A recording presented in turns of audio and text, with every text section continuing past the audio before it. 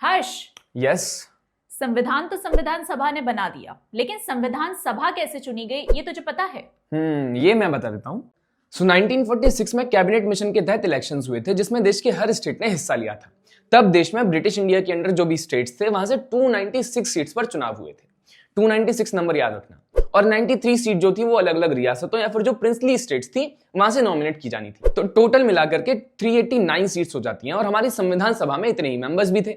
इस इलेक्शन में दो बड़ी पार्टीज थी, एक तो इंडियन नेशनल कांग्रेस और दूसरी ऑल इंडिया मुस्लिम लीग।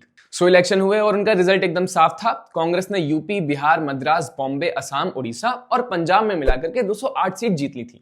लगभग हर जगह कांग्रेस का दबदबा था। मुस्लिम लीग ने भी इलेक्शन लड़ा और जहां मुसलमानों के लिए सीट्स थी वहां लीग ने ज्यादातर जीत भी ली।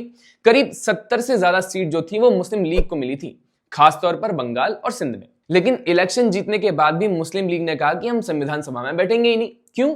क्योंकि वो अलग देश की मांग कर रहे थे जो कि अब पाकिस्तान है। इसकी वजह से हुआ ये कि मुस्लिम लीग की जीती हुई सीट्स खाली रह गई।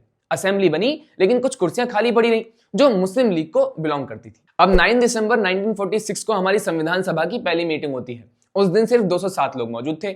इनमें से मैक्सिमम प्रोपोर्शन जो था वो यूपी, मद्रास, बिहार और बंगाल जैसे राज्यों का था। अच्छा, अब आप पूछोगे कि कांग्रेस ने जो जीती थी वो तो 208 सीट्स थी, तो फिर सिर्फ 207 मेंबर ही क्यों मीटिंग में थे? तो यूपी की विजया लक्ष्मी पंडित जो यूनाइटेड नेशंस में इंडियन डेलीगेशंस को लीड कर रही थी वो न्यूयॉर्क में थी। उन्होंने वहां से आकर के बाद में मीटिंग ज्वाइन करी थी। अच्छा, इसके बाद 2 दिन बाद यानी 11 दिसंबर 1946 को डॉक्टर राजेंद्र प्रसाद को असेंबली का मुखिया चुना गया और यहीं से असली काम शुरू हुआ संविधान सभा का, यानी कि भारत का संविधान लिखने का काम।